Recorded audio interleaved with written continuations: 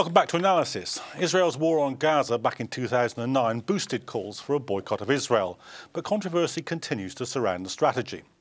The European Union has excluded Israeli firms operating in the West Bank from EU initiatives. So, to return to the central question, can business and respect for human rights go hand in hand? And do financial institutions have a responsibility to respect human rights? Well, my guests from the first half of the programme are still with me, and we're joined by Sarah Coleman from the Palestine Solidarity Campaign. So, John, Jenny Tong was just saying at the end of the last part that she feels that ministers, MPs, maybe are thinking something very different privately than the official policy.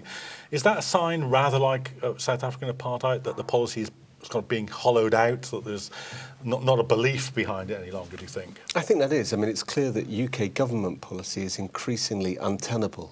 You take, for example, the issue of the arms sales, both in and out of Britain, the arms that we're selling to Israel, which have been used in the attacks on Gaza that you just referred to, but also the import of technology from Israel, particularly our new drones program, the drones, the unmanned aerial vehicles which are being developed in Britain. That's all using Israeli military technology. So these are basically drones that have been field tested on Palestinian and Lebanese civilians by the Israelis. We're now using them in Britain. British ministers can see that that stinks.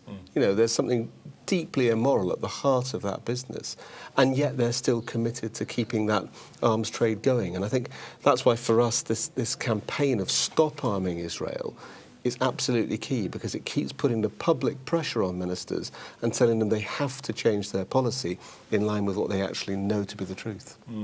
Ben, we were saying at the end of the last segment as well that the Syria vote was a big defeat, and also Jenny Tong was saying a defeat for the AIPAC lobby, for the Zionist lobby in the United States. Do you think that's true? Well, I think certainly AIPAC was dealt a blow by those decisions, and it goes to, I mean, in a way, it also shows that they are not able to just simply get their way always. There has to be a marriage between their interests and also the interests of the US foreign policy establishment for the marriage to sort of go smoothly, as it were. And I think you'll also find that there is a degree of panic or divisions amongst the ranks when it comes to looking at the current so-called peace process as well. There are which kind of reflect divisions within parts of Israel's political establishment as well. So there are those who are desperate for a deal with the Palestinians because they see that as the only way to safeguard a Jewish state in the majority of historic Palestine. And there are those who actually see that itself as a concession and are sort of, relatively speaking, more hardline. So those divisions are also showing up in pro-Israel groups in the US, in this country, and also within the Israeli sort of political spectrum. I mean, so that's quite an important point to mark, isn't it? Because sometimes there are accounts of the strength of the Israeli lobby in the United States by allies of the Palestinians, which are almost counterproductive because they portray it as so strong that it can never face a reverse. But we probably have seen one, haven't we? Well, I think what we've seen has been the shift in public opinion, internationally and particularly in Europe, having some impact on actual events. So, for example, there was the Syria vote, but also the whole experience of boycott has been where individuals collectively acting can make a difference. So we saw this around settlement goods in the supermarkets. We saw this around SodaStream.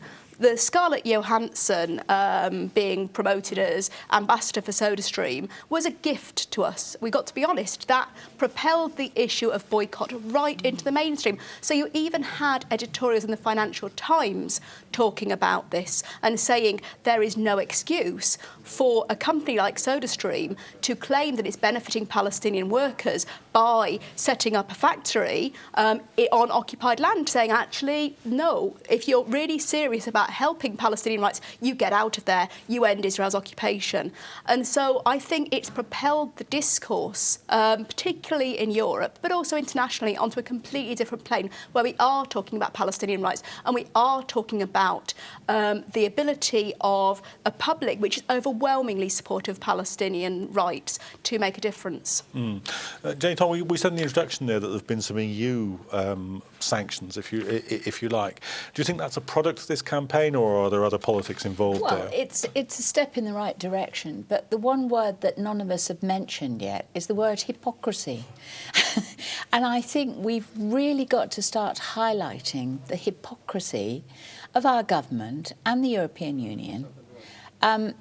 John, you mentioned the arms trade. I remember being on the committee of the export control bill years ago when I was in the House of Commons, and we brought in that wonderful Robin Cook phrase that we would not sell arms to countries that would use them for internal repression or external aggression. Now, however you interpret the occupied territories, it's in one of those categories, and we are selling Israel arms and exchanging arms back from them, of course. Terrible hypocrisy. Terrible hypocrisy. And the other example is the whole question of settlement goods. Our ministers are very firm, and they say at dispatch box week after week after week, the settlements are illegal. So we buy goods from them. And there's been some talk about labelling things properly, you know, but we cannot go on buying goods from settlements that we have declared to be illegal. And it's just this total hypocrisy that goes on all the time when it comes to Israel. John, how do you read the EU sanctions? Are they a product of this, do you think? I think they're a product of public And are they anger. effective? Well, I think they're effective insofar as they will help to identify where the goods have come out from the settlements rather than necessarily from within historic Palestine, 48 Palestine. But what they don't do is they don't say what happened afterwards, because it's very easy to mix all of the goods up, ship them over as if they've been products of Israel. And that's why for us it's absolutely clear the call for boycott is a call for boycott of all Israeli goods, full stop. It doesn't distinguish between settlement goods and other goods, and that's why the European Union is so far behind the curve. But I think the other thing is this gradual incorporation of Israel into lots of the European Union budgets, and that's gone in the wrong direction, because increasingly you're seeing the sort of R&D, the research and So just development talk us through budgets doing what's that happening there and why it's not moving in the right direction. You're seeing Israel being able to take advantage of more and more public funds for these research and development projects, lots of which are involved with the development of military technologies. And suddenly Israel is being incorporated as if it was part of the European Union without any proper recognition of the human rights conditions which are put on Israel's relations with the European Union. Article 2 of the EU-Israel Association Agreement says quite clearly that all of the preferences that Israel enjoys are dependent upon proper respect for human rights. Now, it's quite clear that Israel has absolutely no respect for human rights of the Palestinian people, and yet the European Union continues to grant it all of those advantages. And that exactly is the hypocrisy which Jenny's talking about. I mean, Ben, that's a kind of interesting point, isn't it? Because, you know, I mean, well, to take a rather more trivial example, it always astounds observers, I think, that Israel turns up in the European Song Contest and so forth. I mean, there is this process of trying to, you know, sort of pretend that it's actually, I don't know, Gibraltar or something, isn't it? Yeah. I mean, I think it's important actually to remember that what the EU have done so far is nothing like sanctions in the technical legal sense. Even if, for example, the EU wanted to deny entry into the EU of settlement goods, that would be classified as a sanction and would require unanimity amongst the states to approve that. You've got this sort of twin track thing going on where a lot of people within the EU, for commercial reasons, are very keen for continued and further ties with Israel. But at the same time, you've got the sort of legal aspect of the EU's relationship with Israel, which has to incorporate their opposition to settlements. And you've got the sort of groundswell from below, from NGOs, from solidarity organisations, targeting Brussels, but also sort of in respective member state countries, that is putting pressure on EU policymakers, putting pressure on MEPs. So you've got all those things taking place, and the thing that the EU is holding on to at the top level is the ongoing Kerry-led peace process.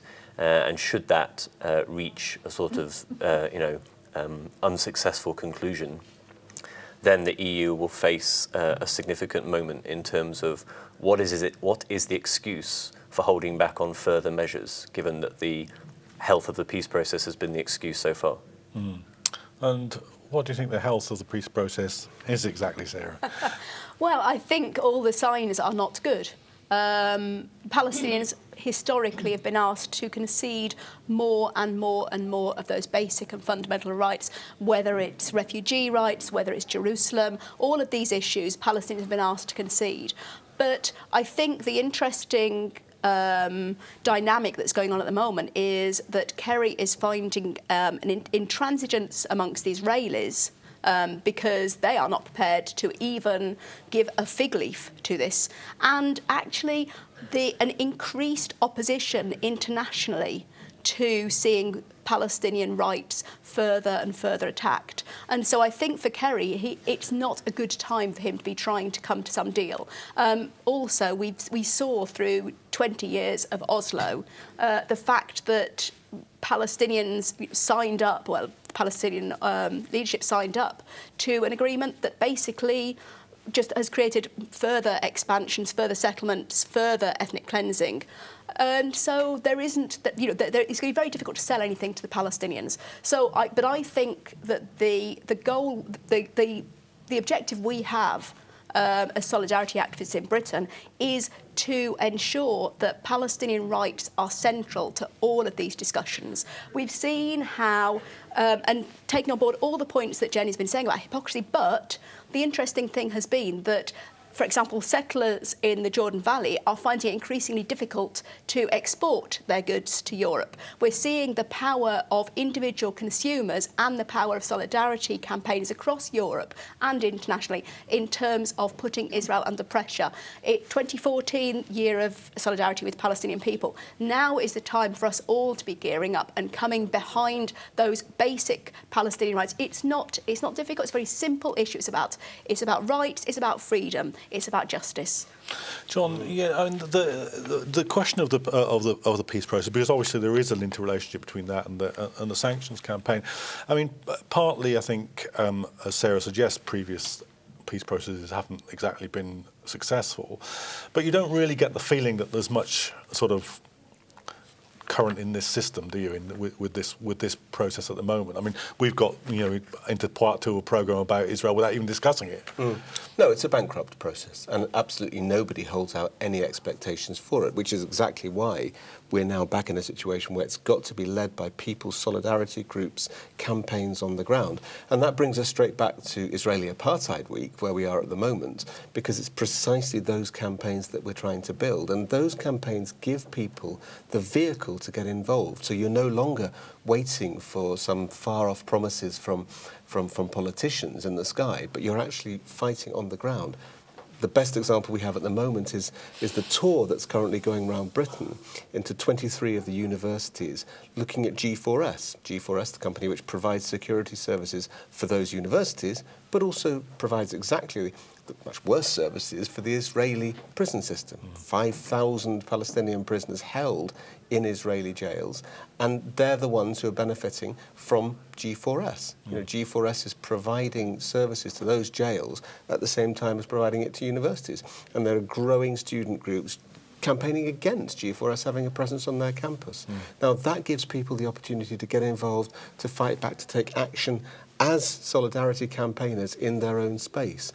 That's what's going to bring change in the long term, not anything led by Kerry or the Quartet or anybody like that.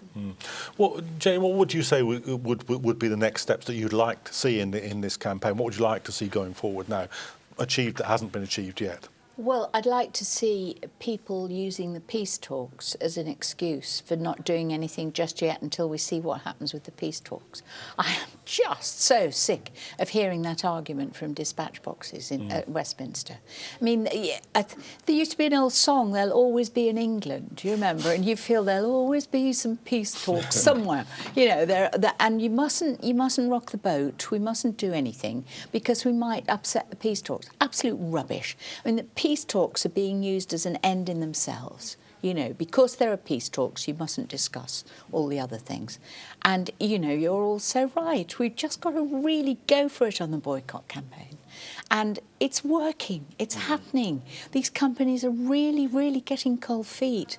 And we've got to do it with the universities as well. And I've said before, you know, academics are very powerful people when it comes to governments and hierarchies in different countries. And if we can get them to break off links with Israeli universities, it would do a power of good. Sports. I'll get back to my footballers again. We've got to do something about the football thing. We must not let Israel think that they're a normal European country accepted by us all. So just to sort of talk us back over the BDS campaign, because I mean there have been some very high-profile cases of music performers refusing to go there. Practically anybody who announces that they're intending to go there, there's a huge campaign, many of them successful.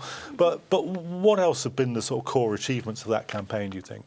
Well, I think Stephen Hawking's decision not to go to Israel really put BDS and boycott right in the mainstream. Stephen Hawking is respected internationally. He's one of the, if not the greatest living mind at the moment. And he made a very clear principled position. He wasn't woolly about it. He said he was respecting the call for boycott.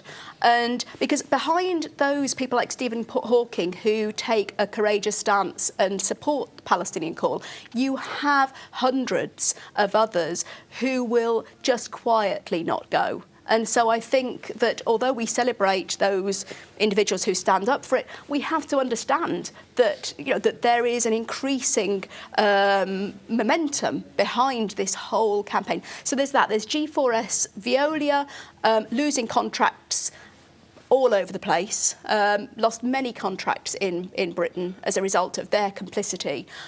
We saw Ahava, for example, who lost their flagship store because of the work that PSE and others did, so we're seeing pressure at the moment on supermarkets like Sainsbury's to adopt similar policy to the co-op policy.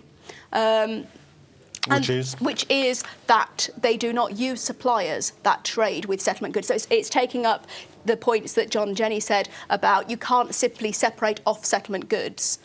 You have to. These companies are toxic, and you have to actually deal with the companies directly. And of course, SodaStream is still one of the big targets, and so we're asking suppliers like John Lewis to stop supplying SodaStream products. And we have seen a number of suppliers already pledging not to stock SodaStream and not to stock settlement goods. And so I do think that this campaign is gathering steam. As has been mentioned, many companies privately will say we wish we hadn't got involved in the first place because it gives them a toxic reputation. They do not want to be seen as complicit. And so this is the work that it's not particularly glamorous work often, but it is the work that's really reaping rewards. Okay, Ben. A campaign like this can work at many different levels. It can work simply in terms of publicity, that it puts the issue in the news. Do you think, given some of the examples that Sarah's given us, that it's economically hurting, first of all, the companies, and do you think it's economically hurting the Israeli state? I mean, it's too early for a lot of the BDS strategies to be inflicting serious economic pain on Israel. That's something that would happen further down the line, although, as Sarah pointed out, there are specific cases such as settlement farms in the occupied Jordan Valley that have had a sort of recorded and identifiable hit because of boycott strategies. I think you've also got to look at the impact of cultural isolation and cultural boycott, which is also key in terms of implementing a key idea behind BDS type strategies, which is Israel not being able to feel like it is an accepted member of the quote-unquote international community so long as it is continuing X, Y, and Z policies. So I think those are the things that you can identify as having happened already, and there is certainly a growing sense amongst investors, including significant investors of pension funds run by the state or private pension funds, that Israel is a risky option. And that's a development that we've seen take place or accelerate even just in the last couple of months with decisions by Dutch pension funds, Scandinavian pension funds. And if that sort of grows, and again, back to the sort of developments in the peace process being key, if that grows, then you will see economic damage as well. But you're already, I mean, what's interesting, I think, John, is that already a couple of years ago, you got a statement from some Israeli companies beginning to flag up that their business was being hurt as a result of the boycotts in Northern Europe. And now this year, we've seen these much greater statements by Israeli government ministers saying the boycott campaign internationally is now beginning to bite. They've called a special conference from Netanyahu, the Israeli Prime Minister. You've got Tzipi Livni saying that the boycott campaign is growing exponentially, and other ministers saying this is now beginning to be a serious problem for us. So while in the past, as Jenny said, they've tried to ridicule it, now they're actually beginning to wake up and say this is now a really serious problem for our legitimacy in the international community. There was also that lovely comment by Kerry himself, wasn't there, recently, about if the peace talks were not successful, there would be a boycott campaign on steroids, which I thought was really lovely. And it's actually got through to a lot of people. You're quite right. Maybe I shouldn't be quite so dismissive. And also the fact that there are 2 members of staff in the Israeli embassy in London alone who are employed to monitor and try and combat BDS activity in Britain shows that the Israelis themselves take it seriously. How do you think they're taking it seriously? Do you think that it's mainly a question, which is fair enough, that it's bad publicity, or do you think they are actually beginning to feel some pain economically?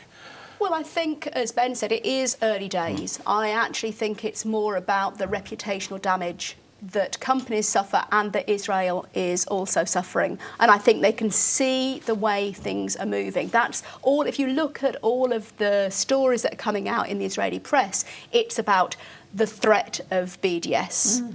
And so they can see the way that if the situation does not change, if there is no peace deal, which it looks very unlikely to be one, then how are they going to be able to justify apartheid, racism, ethnic cleansing when there's more and more and more awareness and more support? This is the problem for the Israeli government.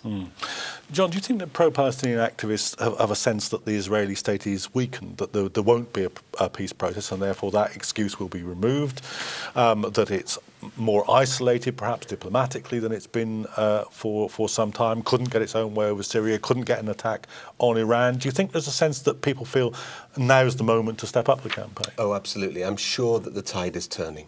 And I think that the Israeli state recognises that. They're now finding themselves more and more isolated. And I think that's, again, why these local initiatives like Israeli Apartheid Week around the entire world are so important, because they keep that grassroots pressure on. And I think that if we can keep building that with particular events, particular issues around the boycott campaign, pushing on sanctions, pushing on divestment, that just builds the pressure and says to Israel, you have no legitimacy and you have no future with the sort of racist apartheid policies that you've promoted. The key thing for us is to make it into a political challenge.